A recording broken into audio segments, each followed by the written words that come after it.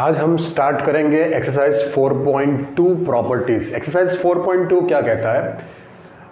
आपको डिटर्मिनेंट दिया है, उसको आपको एक्सपेंड नहीं करना है, प्रॉपर्टीज यूज करनी है और उसको सॉल्व करना है। तो प्रॉपर्टीज क्या होती है? 6-7 प्रॉपर्टीज है, हम वो पहले पढ़ लेंगे, उसके एग्जांपल्स देख लेंगे, एकदम आराम से प्रॉपर्टी पढ़ेंगे, फिर एक्सरसाइज स्टार्ट करेंगे। ठीक है, तो प्रॉपर्टी 1 क्या कहता है? प्रॉपर्टी 1 है the value of the determinant remains unchanged if its rows and columns are interchanged। मतलब अगर आपका कोई डिटर्मिनेंट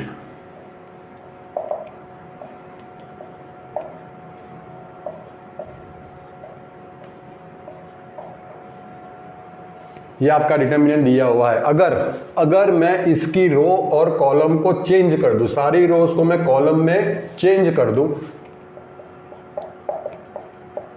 तो फर्स्ट रो में फर्स्ट कॉलम ले लूं, सेकंड रो सेकंड कॉलम ले लूं, थर्ड रो थर्ड कॉलम ले लूं, तो डिटर्मिनेंट की वैल्यू में कोई चेंज नहीं होगा। ये कहती है प्रॉपर्टी नंबर 1। और इसको हम कैसे दिखाएंगे? Ri इंटू सी आई मतलब number of row, same as number of column. मतलब R1 को हम चेंज करेंगे C1 में, R2 को चेंज करेंगे C2 में, R3 को चेंज करेंगे C3 में। तो इसको हम डायरेक्ट लिखेंगे Ri टू Ci। ठीक है, तो क्या कहती है प्रॉपर्टी 1? अगर किसी डिटर्मिनेंट में अगर सारी रोज को मैं कॉलम में चेंज कर दूं तो डिटर्मिनेंट की वैल्यू में कोई चेंज नहीं होगा। तो उसके लिए हम एग्जांपल देख ले। एग्जांपल 6 क्या कहता है? Verify property 1 for delta 2 -3 5 6 0 4 1 5 -7। ठीक है, तो हमें सिर्फ वेरीफाई करना है। तो सबसे पहले ये डिटर्मिनेंट की वैल्यू फाइंड कर ले। तो 2 फर्स्ट रो 1 को रेफरेंस रख के हम करेंगे एक्सपेंड करेंगे 2 0 4 5 -7 -3 6 4 1 -7 +5, तो 6 0 1 5 0 -20 -+3 -42 -4 +5 30 -0। तो 2 × -20 3 × -46 +5 × 30। 2 × -20 हो जाएगा -40, ये हो जाएगा -138 +150। 150 -138 12 -40 हो जाएगा -28। तो ये हो गए हमारे डिटर्मिनेंट की वैल्यू। अब अगर इसको मैं चेंज कर दूं डेल्टा 1, प्रॉपर्टी 1 यूज़ कर लूँ इसमें, तो फर्स्ट रो फर्स्ट कॉलम हो जाएगा, सेकंड रो सेकंड कॉलम हो जाएगा, थर्ड रो थर्ड कॉलम हो जाएगा। ठीक है, यहाँ पे मैंने प्रॉपर्टी यूज़ करी है 1। ऑलराइट, चलो तो स्टार्ट करें। 2 0 5 4 -7 -6 -3 5 5 -7 +1 -3 0 5 4। 2 0 -20 -6 +21 -25 +1 -12 -0। 2 -20 21 -25 -4 -12, तो ये हो जाएगा -40 +24 -12। 24 -12 12 हो जाएगा और -40 +12 हो जाएगा -28। मतलब ये वैल्यू डेल्टा की ही आ रही है, तो delta 1 is equal to delta. Delta 1 is equal to delta, मतलब डिटर्मिनेंट की वैल्यू चेंज नहीं हो रही, ये हमने प्रूव कर दिया। ठीक है, तो प्रॉपर्टी 1 हो गई। आगे जाएंगे प्रॉपर्टी 2। प्रॉपर्टी टू क्या कहती है, इफ एनी टू रोज और columns of a determinant are interchange then sign of determinant changes. मतलब जो प्रॉपर्टी वन थी उसमें क्या किया था हमने, प्रॉपर्टी वन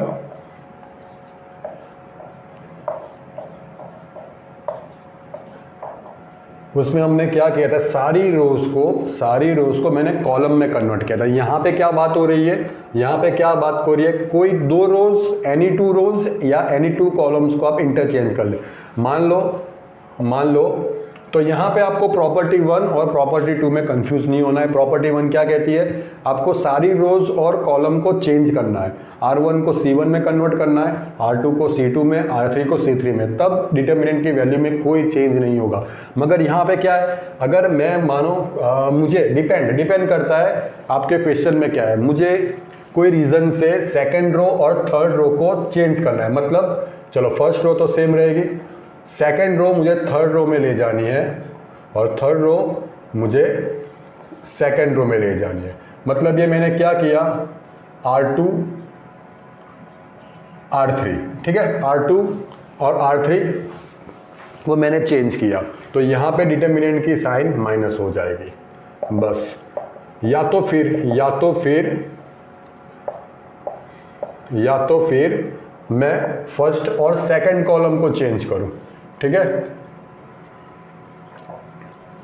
फर्स्ट और सेकंड कॉलम को चेंज करूं, तो यहाँ पे B E H first column में आ जाएगा और A D G second column में आ जाएगा, C F I as it is रहेगा। तब भी डिटर्मिनेंट की साइन चेंज हो जाएगी। अब मैं यही पकड़ के चलूं, मान लो मुझे फिर से चेंज करना है C2 को C3 में, C2 और C3 को मुझे चेंज करना है। तो कॉलम वन सेम रहेगा, थर्ड कॉलम सेकंड कॉलम में आ जाएगा और सेकंड कॉलम थर्ड कॉलम में। तो ये करने के बाद भी और एक माइनस वन निकलेगा, क्योंकि अभी अपना डिटर्मिनेंट ओरिजिनल ये हो गया है, इसको मैंने चेंज किया इसमें, तब माइनस बार निकला है। अब इसको मैं वापस चेंज कर रहा हूँ, सेकंड और थर्ड कॉलम को चेंज कर रहा हूँ, तो उसमें से माइनस निकलेगा, तो माइनस माइनस हो जाएगा प्लस, ठीक है। ये हो गया आपका डेल्टा 3, डेल्टा से डेल्टा 2 और यहाँ पे डेल्टा 3, ठीक है। तो आपको एग्जाम्पल 7 में प्रॉपर्टी 2 वेरीफाई करनी है। एग्जाम्पल 7 एग्जाम्पल 6 ही है, इसकी वैल्यू हमने पहले से फाइंड कर रखी है -28। जो एग्जाम्पल 6 में डिटर्मिनेंट दिया था वही डिटर्मिनेंट आपको एग्जाम्पल 7 में दिया है।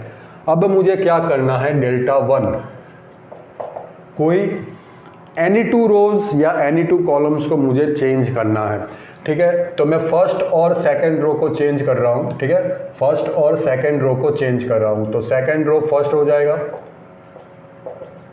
और फर्स्ट रो सेकंड हो जाएगा,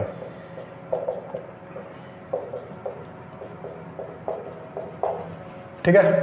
तो अब इसको मैं एक्सपेंड करूंगा, तो 6 -3 5 7 -0। अब इसको लिखने की कोई ज़रूरत नहीं है, फिर भी 0, क्योंकि उसके साथ मल्टीप्लिकेशन 0 ही होगा। 2 5 1 -7 +4 2 -3 1 5। तो 6 21 -25, ये तो पूरा 0 हो जाएगा, +4 10 +3। 21 -25 मतलब -4 हो जाएगा, +4 ये हो जाएगा 13, ठीक है। तो -24 और ये हो जाएगा 52 -24, तो 52 -30 हो जाएगा 22 + 6 28, ठीक है। मतलब इसका मतलब ये हो सकता है -28, और -28 हमारी डिटर्मिनेंट की वैल्यू थी। मतलब प्रॉपर्टी 2 यहाँ पे प्रूव हो रही है। अगर मैं फर्स्ट रो और सेकंड रो को इंटरचेंज कर लूँ तो डिटर्मिनेंट की वैल्यू नेगेटिव हो जाएगी, ठीक है। तो आगे जाएंगे प्रॉपर्टी 3।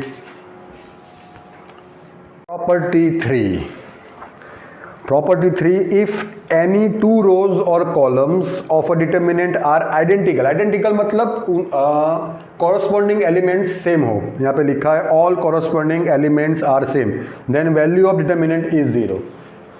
प्रैक्टिकली देख ले, अगर यहां पे कोई डिटर्मिनेंट है, उसकी फर्स्ट रो ABC और सेकंड रो भी ABC है और थर्ड रो DEF, तो इसकी वैल्यू डायरेक्ट जीरो हो जाएगी। क्या कहती है प्रॉपर्टी 3, अगर कोई दो कॉलम या कोई दो रो के कॉरस्पॉन्डिंग एलिमेंट सेम हो, अगर मैं इसको ऐसे ले लूं डेल्टा, जैसे यहाँ पे ABC, यहाँ पे DEF, यहाँ पे अगेन ABC, तो इसकी भी वैल्यू जीरो हो जाएगी। इसमें हम प्रूव कर सकते हैं, कैसे देखो, प्रॉपर्टी 1 और प्रॉपर्टी 2 का यूज करेंगे। कैसे? सबसे पहले अगर मैं यहाँ पे R1 और R2 को इंटरचेंज को, मतलब प्रॉपर्टी 2 ही यूज करेंगे, तो ये सेकंड रो फर्स्ट रो में हो जाएगा और फर्स्ट रो सेकंड रो में हो जाएगा DEF।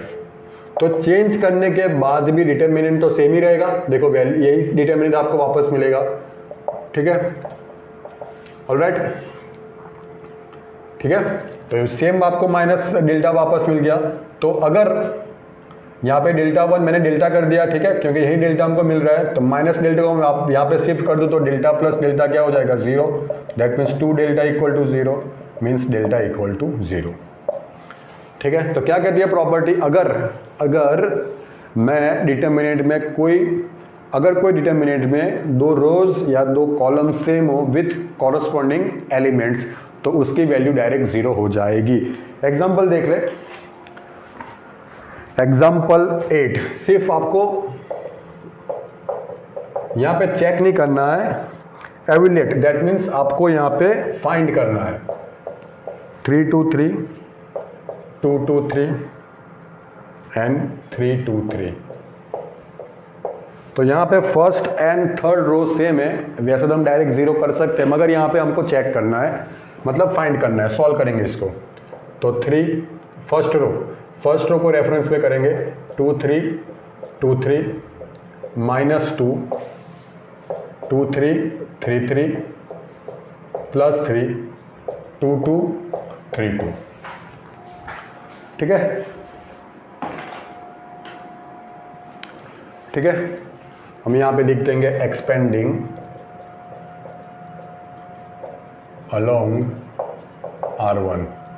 चलो 3 यहाँ पे हो जाएगा 6 minus 6 minus 2, 6 minus 9 plus 3, 4 minus 6 3 0, 6 minus 9 minus 3, 4 minus 6 minus 2 0, minus minus plus 6 minus 6 0।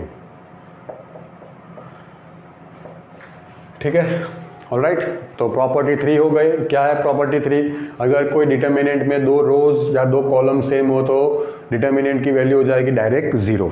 चलो property 4, if each element of row or a column of a determinant is multiplied by a constant k, then its value gets multiplied by k। इसके लिए हम एक question देख ले, एक example check कर ले। मानो आपका डेल्टा 1 2 3 है, उसके बाद मैं आपको डिटेल बताऊंगा क्या प्रॉपर्टी 4 कहती है। ठीक है, और इसमें और मैट्रिसेस में क्या चेंज है ये भी हम चेक कर लेंगे। तो सबसे पहले डेल्टा आपको ये दिया है, तो सबसे पहले इसको सॉल्व कर लेंगे। तो एक्सपेंडिंग अलोंग R1, तो 1 3 1 माइनस 1 1 माइनस 2 0 1 2 1 प्लस 3 0 3 2 माइनस 1। तो 1 3 plus 1 minus 2 0 minus 2 plus 3 0 minus 6। तो यहाँ पे हो जाएगा 4, यहाँ पे माइनस माइनस प्लस 4, यहाँ पे प्लस माइनस 6 3 18। ऑलराइट, तो ये हो जाएगा माइनस 10। ठीक है, अब किसी रीज़न से मैंने फर्स्ट रो को 2 से मल्टीप्लाई कर दिया, ठीक है, किसी रीज़न से मैंने फर्स्ट रो को 2 से मल्टीप्लाई किया, ठीक है, तो यहाँ पे 2 4 6 हो जाएगा, 0 3 1 2 -1 1। अब प्रॉपर्टी पढ़ेंगे फिर से, अब प्रॉपर्टी फिर से पढ़ेंगे। If each element of a row or a column, हमने फर्स्ट रो लिया है, फिर से if each element of a row or a column of a determinant is multiplied by a constant k, हमने 2 से मल्टीप्लाई किया है, then its value gets multiplied by k, मतलब उसकी टोटल वैल्यू डेल्टा 1 हम सॉल्व करेंगे मल्टीप्लाइड बाय 2 आएगी। तो हमारा डेल्टा यही था, उसमें मैंने फर्स्ट रो को 2 से मल्टीप्लाई किया है, तो डेल्टा 1 मुझे क्या मिलेगा, 2 टाइम्स डेल्टा, ठीक है, डेल्टा 1 मुझे क्या मिलेगा, 2 टाइम्स डेल्टा, मतलब मुझे मिलेगा ये 2 टाइम्स -10, मतलब -20, ठीक है, चेक कर ले। तो अलोंग R1 तो 2 3 1 -1 1 -4 0 1 2 1 +6 0 3 2 -1, तो 2 3 + 1 -4 0 -2 +6 0 -6, ठीक है, तो ये हो जाएगा 4, ये माइनस +8, ये हो जाएगा -36, तो 8 + 8 16 -36 which means -20, that means 2 times -10, 2 times -10 that means 2 delta, ठीक है। अब चेंज क्या है, अब दूसरी बात, मैं किसी भी डिटर्मिनेंट में से, मतलब यही रूल हम, यही प्रॉपर्टी अप्लाई कर ले, अगर मेरे पास यहाँ पे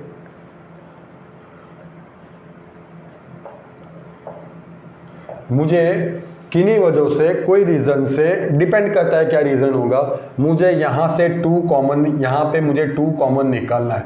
तो मैट्रिक्स में क्या होता था, अगर मैं 2 कॉमन निकालूँ तो ईच एलिमेंट्स में से कॉमन निकलेगा, मतलब सारे एलिमेंट्स में से कॉमन निकलता था। यहाँ पे क्या होगा, या तो कोई एक रो में से, या तो कोई एक कॉलम के एलिमेंट्स में से ही कॉमन निकलेगा। अगर मैं यहाँ पे 2 कॉमन ले रहा हूँ तो सिर्फ या तो first row, second row, first column, second column, या थर्ड कॉलम, या थर्ड रो में से निकल सकता हूं। तो यहां पे मैं 2 कॉमन निकालूंगा सिर्फ फर्स्ट कॉलम में से,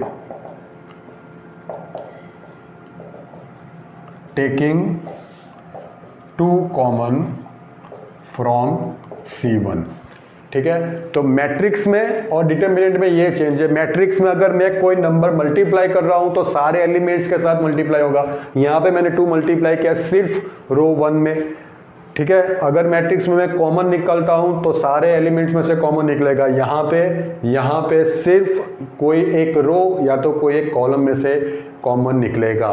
तो यहाँ पे डिटर्मिनेंट में फिर से प्रॉपर्टी पढ़ ले कि if each element of a row of a determinant is multiplied by a constant k, then its value gets multiplied by k. तो मैंने डिटर्मिनेंट की फर्स्ट रो को 2 से मल्टीप्लाई किया तो डिटर्मिनेंट की वैल्यू भी 2 टाइम्स आ गई, ठीक है। अगर मैं 3 से कोई भी रो या कोई भी कॉलम से मल्टीप्लाई करूंगा तो डिटर्मिनेंट की वैल्यू भी 3 टाइम्स हो जाएगी। मतलब बात यहाँ पे ये याद रखनी है, डिटर्मिनेंट में अगर मैं कोई नंबर मल्टीप्लाई कर रहा हूँ या कॉमन निकल रहा हूँ तो या तो फिर कोई एक कॉलम में से निकलेगा या तो कोई एक रो में से निकलेगा, ठीक है। तो आगे बढ़ेंगे। एग्जाम्पल 9 ये प्रॉपर्टी के बेस पे है और आगे की प्रॉपर्टी भी शायद यूज हो सकती है। यहाँ पे आपको ये डिटर्मिनेंट की वैल्यू फाइंड करनी है। तो सबसे पहले आप यहाँ पे देख लो 1 3 4 का क्या ये बड़े नंबर से रिलेशन है, तो 4 9 36 और यहाँ पे 3 6 18, मतलब कॉमन फैक्टर नहीं है। यहाँ पे मैं चेक कर लूँ तो 6 6 36 एंड 3 6 18, ओके। तो यहाँ पे है, मतलब यहाँ पे ऐसा मैं लिख सकता हूँ 102 को 102 को 6 × 17 लिख सकता हूँ, 18 को 3 × 6 लिख सकता हूँ, 36 को 6 × 6 लिख सकता हूँ, ठीक है। 1 3 4 17 3 6 ये सेम रहेंगे। अब मैं ये प्रॉपर्टी अप्लाई करूँ तो फर्स्ट रो में से मैं 6 कॉमन निकाल लूँ तो 6 निकल जाएगा, सिर्फ मैंने फर्स्ट रो में से निकाला है, ठीक है, ये याद रखें। तो 17 3 6 1 3 4 17 3 6, ठीक है। टेकिंग 17 कॉमन फ्रॉम R1, तो आंसर आपका डायरेक्ट हो जाएगा 0। क्यों 6 इंटू 0? क्योंकि R1 is equal to, reason दो, R1 is equal to R3, that means delta हो जाएगा 0, ठीक है। तो आगे जाएंगे। प्रॉपर्टी 5 क्या कहती है? इफ सम और all elements of a row और column of a determinant are express as sum of 2 और मोर टर्म्स, मतलब मैंने फर्स्ट रो के एलिमेंट्स को मैंने 2 टर्म्स में एक्सप्रेस किया, देखो, ठीक है। Then the determinant can be, मतलब इसकी वजह से मैं डिटर्मिनेंट को भी 2 टर्म्स में, 2 डिटर्मिनेंट में एक्सप्रेस कर सकता हूं। Then the determinant can be express as sum of 2 और मोर डिटर्मिनेंट्स, मतलब यहां पे तो मैंने 2 टर्म्स लिखा है, अगर 3 टर्म्स हो तो मैं 3 डिटर्मिनेंट्स बना सकता हूं। फिर से पढ़ेंगे। इफ सम और ऑल एलिमेंट्स ऑफ रो और column of determinant are express as sum of 2 terms, 2 या ज्यादा टर्म्स, तो मैंने फर्स्ट रो के एलिमेंट्स को 2 टर्म्स में, जैसे ये एलिमेंट को मैंने 2 टर्म्स में दिखाया है, सेकंड टर्म को भी और थर्ड को, रो 1 की।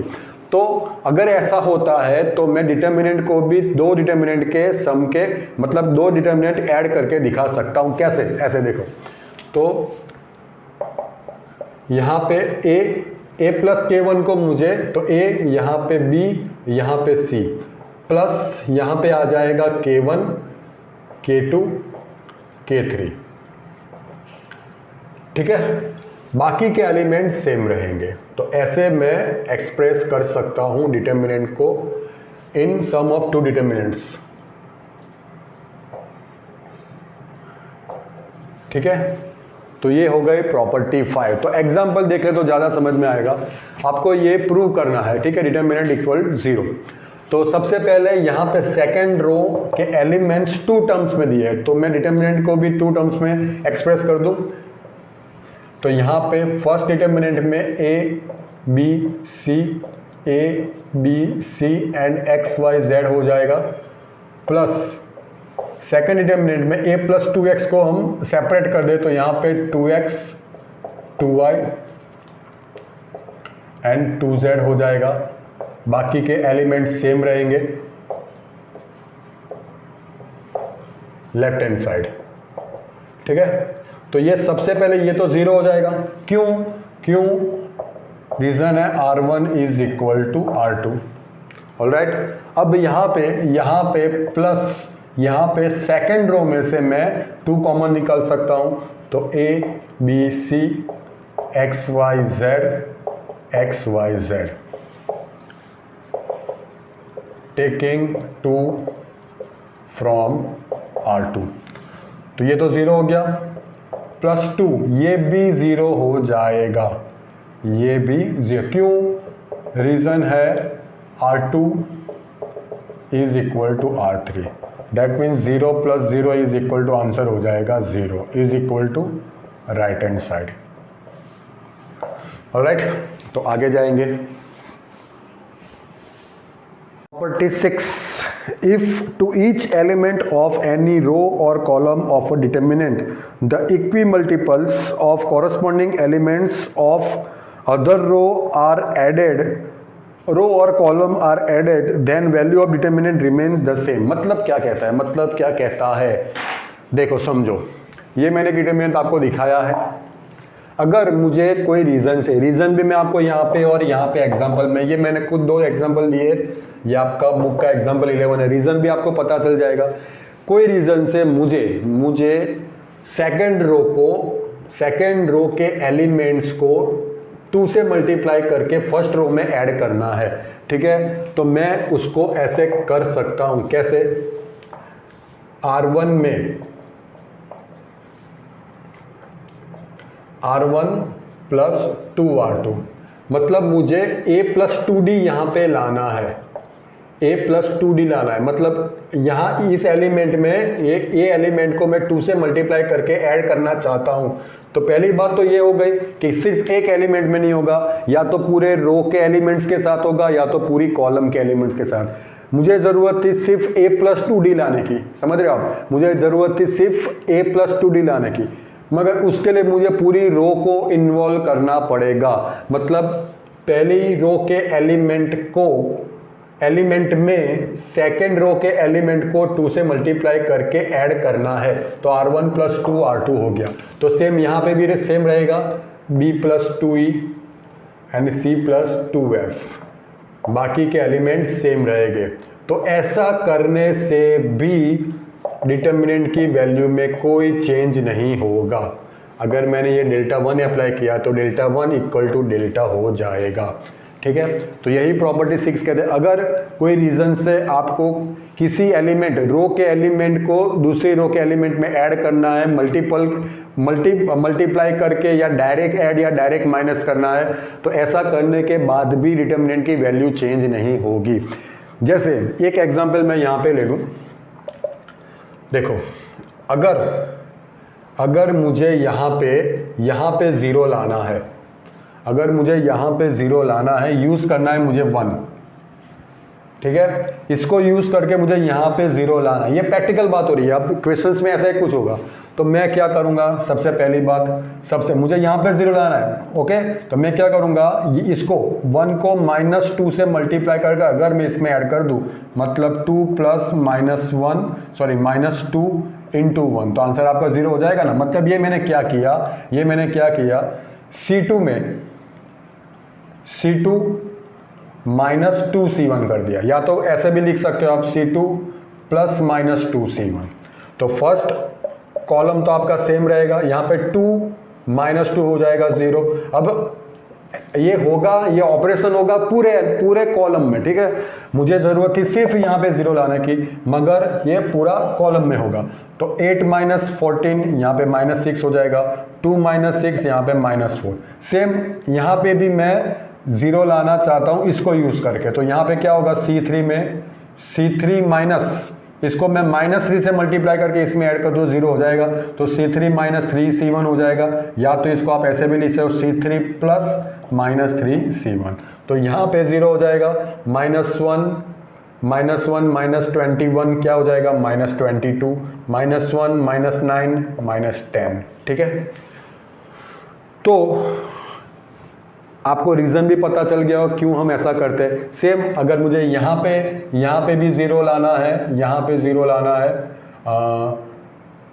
जैसे मुझे 0 लाना है यहाँ पे 1 3 4, यहाँ पे 0 लाना है, तो मैं इसको -3 से मल्टीप्लाई करके इसमें ऐड कर दूंगा, ठीक है। यहाँ पे 0 लाना है तो इसको -4 से मल्टीप्लाई करके इसमें ऐड कर दूंगा, ठीक है। या तो फिर मुझे यहाँ पे 0 लाना है तो इसको मैं 2 से मल्टीप्लाई करके ऐड कर दूंगा, इसको 3 के, मतलब पूरी रो को मल्टीप्लाई करके आपको ऐड करना होगा। तो यहाँ पे और यहाँ पे 0 लाने की बात करें तो सबसे पहले हम क्या करेंगे?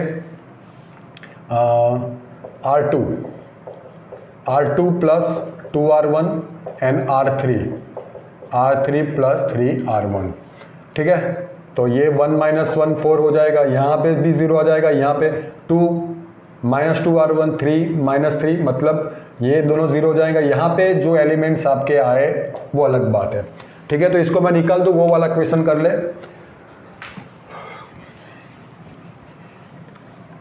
चलो, सबसे पहली बात ये वाली कहानी वहां पे रिपीट करनी है। तो सबसे पहले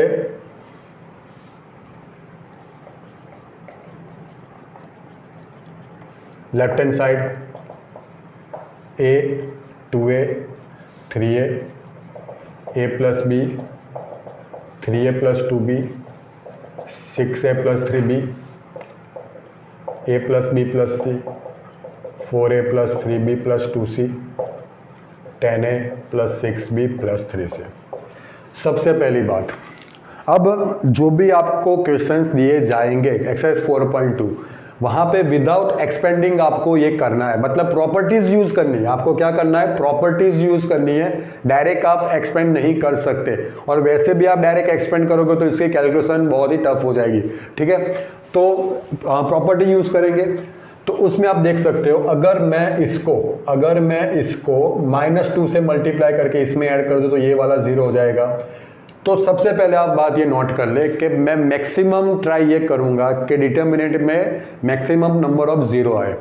वैसे अगर कोई एक रो, ये बात नोट कर ले, अगर कोई एक रो या कोई एक कॉलम में 2 0 आ जाते हैं तो उसके बाद आप पूरे डिटर्मिनेंट का एक्सपेंड कर सकते हो। फिर भी हम ज़्यादा से ज़्यादा 0 लाने की ट्राई करेंगे। तो पहला मेरा टारगेट ये होगा कि मैं 0 लाऊं, ठीक है। पहला मेरा टारगेट ये होगा कि मैं 0 लाऊं, ठीक है। तो यहाँ पे मैं -2 से मल्टीप्लाई, इसको मैं -2 से मल्टीप्लाई करके इसमें ऐड कर दो, ये वाला 0 हो जाएगा। सेम इसको मैं -3 से मल्टीप्लाई करके इसमें ऐड कर दो, ये वाला 0 हो जाएगा। तो सबसे पहले हम करेंगे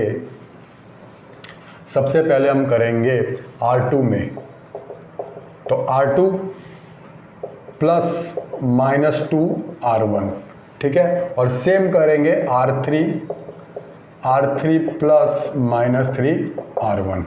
तो R1 में तो कोई चेंज नहीं होगा, A plus B plus C। चलो 2A प्लस -2 और उसके कॉरस्पॉन्डिंग एलिमेंट क्या है, A। तो 2A -2A यहाँ पे क्या हो जाएगा, 0। चलो यहाँ पे चेक कर ले, 3A, फिर इसको मैं निकाल दूंगा, 3A plus 2B -2A -2B, तो 2B कट हो जाएगा, 3A -2A यहाँ पे क्या हो जाएगा, A। Same 4A plus 3B plus 2C -2A -2B -2C, तो प्लस 2C -2C कट हो जाएगा, 4A -2A that means 2A, 3B -2B मतलब B, तो यहाँ पे आ जाएगा 2A प्लस B। अब यहाँ पे 3A -3A ये 0 हो जाएगा।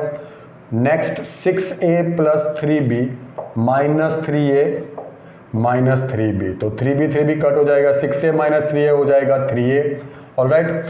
Then 10A plus 6B plus 3C -3A -3B -3C, इसको -3 से मल्टीप्लाई करके मैंने इसमें ऐड किया है। तो 10A -3A हो जाएगा 7A, 3C कट हो जाएगा, 6B -3B that means 3B, तो यहाँ पे आ जाएगा 7A प्लस 3B। चलो, तो जैसे मैंने आपको कहा था, आपको कहाँ तक प्रॉपर्टी यूज करनी है, कब आप एक्सपेंड कर सकते हो, ठीक है, कहाँ तक प्रॉपर्टी यूज करनी है। तो मैंने बोला था कोई एक रो में या तो कोई एक कॉलम में 2 0 आ जाए तब तक, फिर भी हम ट्राई करेंगे और 0 बनाने की, ठीक है। तो यहाँ पे भी एक चांस हो सकता है, ठीक है। क्या करेंगे, इसको मैं -3 से मल्टीप्लाई करके इसमें ऐड कर दूं तो ये 0 हो जाए। पर आपको एक बात याद रखनी है कि जो हमारा पहले 0 बन चुका है, जैसे ये 2, उसमें कुछ चेंज ना आए, ठीक है। मतलब पता चला आप यहाँ पे 0 लाने को जा रहे हो और ये दोनों 0 निकल गए, ऐसा नहीं होना चाहिए। पिछले वाले 0 वहीं के वहीं रहने चाहिए, ठीक है।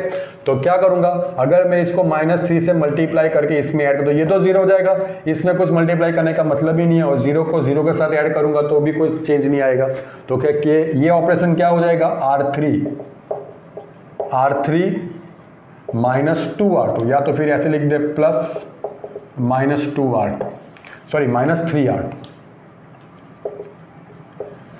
ऑलराइट। तो A plus B plus C 0, A 2A plus B 0, 3A -3A 0 हो जाएगा। चलो 7A plus 3B -6A -3B, ठीक है। तो 3B कट हो जाएगा, 7A -6A हो जाएगा A। चलो, तो अलोंग C1 एक्सपेंड करेंगे, अलोंग C1, तो A यहाँ पे हो जाएगा A 2A plus B 0A -0 plus 0, तो A इंटू A हो जाएगा A स्क्वायर -0, वो वाला तो 0 हो गया, तो A इंटू A स्क्वायर हो गया A cube, which is your right hand side, ठीक है। तो आगे जाएंगे, कुछ क्वेश्चंस कर ले एग्जाम्पल 12 धैन एक्सरसाइज 4.2 का क्वेश्चन 1 क्वेश्चन 2 सारे क्वेश्चंस में एक ही बात है, आपको एक्सपेंड नहीं करना है, प्रॉपर्टी यूज करके इसको प्रूव करना है या तो सॉल्व करना है। तो उससे पहले और एक प्रॉपर्टी मैं आपको समझा दूं, वैसे बुक में नहीं है फिर भी एक प्रॉपर्टी, अगर कोई डिटर्मिनेंट में कोई एक रो या तो कोई एक कॉलम के सारे एलिमेंट्स जीरो हो, जैसे यहाँ पे ए बी सी, यहाँ पे 0 0 और यहाँ पे डी ई एफ, तो उसकी डायरेक्ट वैल्यू हो जाएगी 0। ठीक है, तो ये हो गया प्रॉपर्टी 7। तो दो केस में डिटर्मिनेंट की वैल्यू डायरेक्ट 0 हो रही है, ये आपको नोट करना है। दो केस में, कौन से दो केस है? अगर कोई डिटर्मिनेंट में कोई दो रो या दो कॉलम सेम हो जाए तो वो आइडेंटिकल हो जाए, सेम मतलब आइडेंटिकल हो जाए तो वो डिटर्मिनेंट की वैल्यू 0 हो जाएगी, या तो फिर कोई डिटर्मिनेंट में कोई एक रो या तो कोई एक कॉलम के सारे एलिमेंट 0 हो जाए तो उसकी वैल्यू भी 0 हो जाएगी। तो दो केस में डायरेक्ट आंसर आपका 0 हो जाएगा। तो सबसे पहले ये जो 3 एग्जांपल मैंने आपको दिए उसमें आपको 0 ही प्रूव करना है। तो हो सकता है ये दो प्रॉपर्टी यहाँ पे यूज हो जाए। ठीक है, तो सबसे पहले आप यहाँ पे चेक कर लो लेफ्ट हैंड साइड,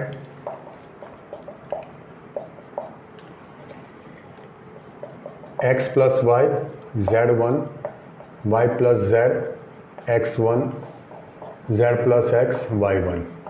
सबसे पहले अगर मैं z यहाँ पे ऐड कर दूं तो ये हो जाएगा x plus Y plus z, same x यहाँ पे ऐड कर दूं तो ये हो जाएगा x plus Y plus z, same y यहाँ पे ऐड कर दूं ये हो जाएगा x plus Y plus z। ठीक है, तो लास्ट वाली प्रॉपर्टी हम यूज कर ले, तो क्या लिखेंगे यहाँ पे? R1 में हम करेंगे R1 प्लस सिंपल R2। ठीक है, तो ये क्या हो जाएगा? x plus Y plus z, x plus Y plus z, x plus Y plus z, z x y 1 1 1। ठीक है, अब फर्स्ट रो में सेम है x plus Y plus z, तो फर्स्ट रो में से मैं x plus Y plus z common निकाल लूँ तो ये हो जाएगा 1 z1 1 x1 1 y1, taking x plus Y plus z from R1। ठीक है, तो अब ये आपका डायरेक्ट आंसर हो जाएगा 0, ये डिटर्मिनेंट का। क्योंकि अभी मैंने बात करी अगर कोई डिटर्मिनेंट में कोई दो रो या कोई दो कॉलम के सारे एलिमेंट सेम हो जाए तो मतलब आइडेंटिकल हो जाए, इसके लिए वर्ड क्या यूज किया लोगों ने? Identical. R1 is equal to R3, that means answer 0, right hand side. ठीक है, यहाँ की बात कर ले तो यहाँ पे भी सेम स्टोरी हो सकती है। देखो यहाँ पे x प्लस है, यहाँ पे y प्लस भी z प्लस, तो दो तरीके से हम सॉल्व कर सकते। एक तरीका सिंपल जो मुझे दिखता है left hand side x y z a b c x plus है y प्लस b z। एक सिंपल सा तरीका देख ले हम, अगर मैं सेकंड कॉलम को फर्स्ट कॉलम में ऐड कर दूं तो x प्लस ए मिल जाएगा, यहाँ पे भी x प्लस है, यहाँ पे y प्लस बी, ये भी y प्लस बी, यहाँ पे z प्लस सी, ये भी z प्लस सी। तो एक तरीका ये हो गया। तो इसके लिए हम क्या लिखेंगे? C1 में C1 प्लस C2। ठीक है, तो ये हो जाएगा x plus A y plus B z plus C A B C x plus A y plus B z plus C. Answer आपका डायरेक्ट 0 हो जाएगा। क्योंकि C1 is equal to C3 is equal to right hand side. दूसरा तरीका जो लेंदी हो सकता है, आपको यहाँ से x प्लस है तो एक डिटरमिनेंट हो जाएगा x a x y b y z c z, और दूसरा डिटरमिनेंट हो जाएगा x a a y b b z c c। तो दोनों की वैल्यू 0 आ जाएगी। मतलब इसको आप, ये आपका थर्ड कॉलम के एलिमेंट्स दो टर्म के फॉर्म में दिए हैं, तो डिटरमिनेंट को भी दो टर्म के फॉर्म में लिख दो आप। पहले टर्म में x a x y b y z c z और दूसरे में x a a y b b z c c। तो पहले डिटरमिनेंट में x x y y z z दो कॉलम सेम हो जाएंगे, दूसरे डिटरमिनेंट में a b c, तो दोनों डिटरमिनेंट की वैल्यू 0 हो जाएगी। तो 0 प्लस 0 क्या हो जाएगा? 0। चलो यहाँ पे बात कर ले। यहाँ पे क्या दो रो या दो कॉलम सेम हो सकती है? नहीं हो सकती। पर एक चीज़ यहाँ पे दिख सकती है, यहाँ पे प्लस है तो यहाँ पे माइनस ए, यहाँ पे माइनस बी तो ये प्लस बी, यहाँ पे minus c plus c. Same column में भी देखो, minus b plus B, minus c plus C, minus a plus a. तो कोई एक कॉलम में या तो कोई एक रो में अगर मैं सब ऐड कर दूं तो वो पूरा रो या तो पूरा कॉलम क्या हो जाएगा? ज़ीरो हो जाएगा। कैसे? तो सबसे पहले लेफ्ट हैंड साइड,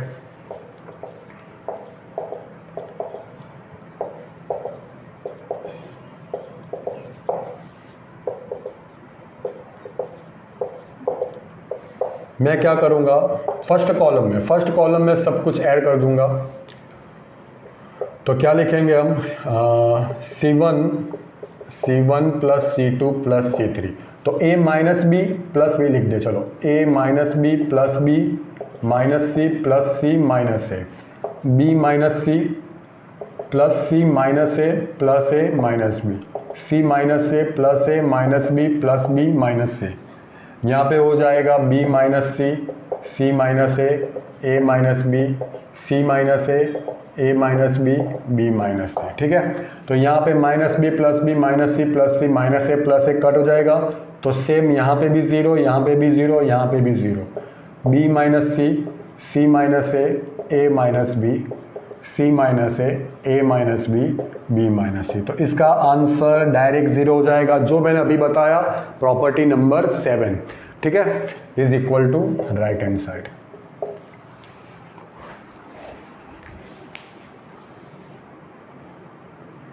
चलो क्वेश्चन 3, 4, 5 चेक कर ले। क्वेश्चन 3 आपको आंसर 0 लाना है, मतलब या तो दो रो या तो दो कॉलम सेम होंगे, या तो कोई एक रो या तो कोई एक कॉलम के सारे एलिमेंट्स 0 हो जाएंगे। तो सबसे पहले चेक कर ले, अगर मैं ये थर्ड कॉलम की बात करूँ, उसमें से कोई दो फैक्टर ऐसे निकलेंगे जिसमें ये दो कॉमन हो। अगर मैं इसको चेक कर लूँ, 65/7 होगा नहीं, मगर 65 के पास ऐसा कौन सा नंबर है जो 7 से डिवाइड होगा? वो होगा 63। तो 7 9 जा 63 होगा। ठीक है, और आप देख सकते हो 63 प्लस 2 65, ये 2 यहाँ से हम ऐड कर लेंगे। सेम 75 के पास ऐसा कौन सा नंबर है जो 8 से डिवाइड होगा? वो होगा 72। तो 8 9 जा 72, और 72 में हम 3 ऐड कर देंगे तो हमें 75 मिल जाएगा। 86 के पास ऐसा कौन सा नंबर है जो 9 से डिवाइड होगा? वो 81 है। तो 9 × 9, मतलब आप देख सकते हो सारे नंबर्स में 9 कॉमन निकलेगा, वो हमें देगा 81 प्लस 5, तो ये हो जाएगा 86। तो सबसे पहले हम क्या करेंगे? 2 3 5 7 8 9, यहाँ पे हम कर देंगे 65 को 63 प्लस 2, 75 को कर देंगे 72 प्लस 3, 86 को हम कर देंगे 81 प्लस 5। ठीक है, अब हम क्या करेंगे? C3 में C3 माइनस C1 कर देंगे। तो 2 3 5 7 8 9, ये रह जाएगा 63 72 81। ठीक है, अब हम क्या करेंगे? थर्ड कॉलम में से 9 कॉमन निकाले। ठीक है, देखा 9 कॉमन निकाले तो ये हो जाएगा 7 8 और 9, टेकिंग 9 फ्रॉम C3। तो आंसर आपका डायरेक्ट 0 हो जाएगा। क्यों? Reason C2 is equal to C3। बात खत्म। चलो अब यहां पे देख ले, सबसे पहले लेफ्ट हैंड साइड, तो 1 1 1 BC CA AB, ये हो जाएगा AB plus AC, BC plus BA मतलब AB, CA प्लस BC। ठीक है, तो चेक कर लो, दिख ही जाएगा आपको आराम से। AB plus BC plus AC same as AB plus BC plus AC same as AB plus BC plus AC। अगर इसको मैं उठा के यहाँ पे रख दूँ, मतलब C3 में C3 प्लस C2 कर दे, तो 1 1 1 BC CA AB, तो तीनों में हो जाएगा AB plus BC plus CA same a b plus b c plus C A b plus b c plus C A.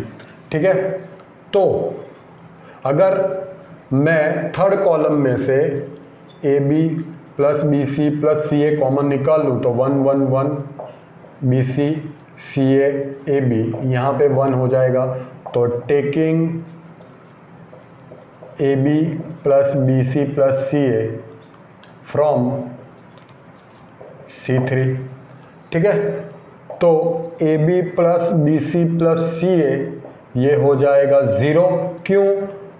Reason है C1 is equal to C3। Alright, मतलब total answer आपका हो जाएगा 0। चलो अब यहाँ पे बात कर ले, तो यहाँ पे क्या करेंगे? यहाँ पे आपको आंसर 0 नहीं लाना है, तो ये वाले डायरेक्शन में हम नहीं चलेंगे। सबसे पहले देख लो, यहाँ पे 2 कॉमन निकल रहा है। सबसे पहले 2, तो यहाँ पे b प्लस सी, यहाँ पे b c, यहाँ पे c, यहाँ पे a, यहाँ पे मतलब 2 times b c n a। Same q q r r p p, same y y z z x x। तो मैं सबसे पहले क्या करूँगा, फर्स्ट रो में सेकंड रो और थर्ड रो को ऐड कर दूंगा।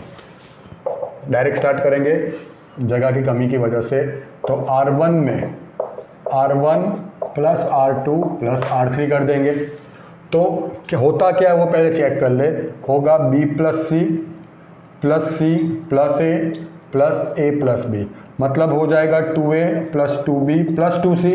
मतलब 2 कॉमन निकाले तो ये क्या हो जाएगा, a plus B plus c. ठीक है, तो यहाँ पे ये हो जाएगा 2a plus B plus c, same as यहाँ पे हो जाएगा p plus Q plus r। यहाँ पे हो जाएगा 2 times x plus Y plus z.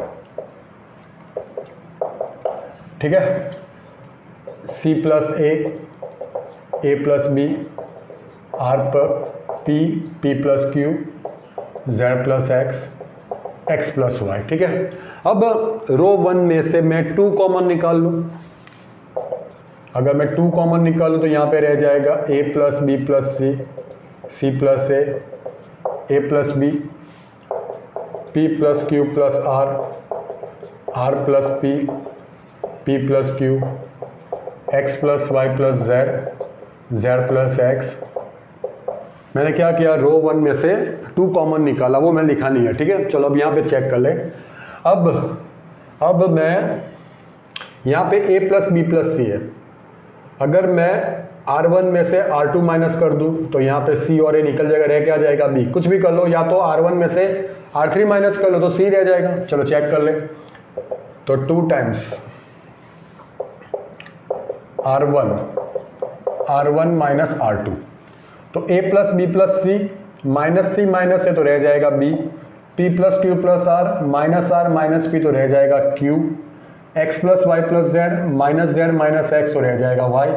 ठीक है, बाकी एलिमेंट सेम रहेंगे, r plus p, z plus x, a plus b, p plus q, x plus y। अब मैं थर्ड रो में से a प्लस बी में से b माइनस कर दूँ तो a मिल जाएगा, p प्लस क्यू में से q माइनस कर दूँ तो p मिल जाएगा, x प्लस y में से y माइनस कर दूँ तो x मिल जाएगा।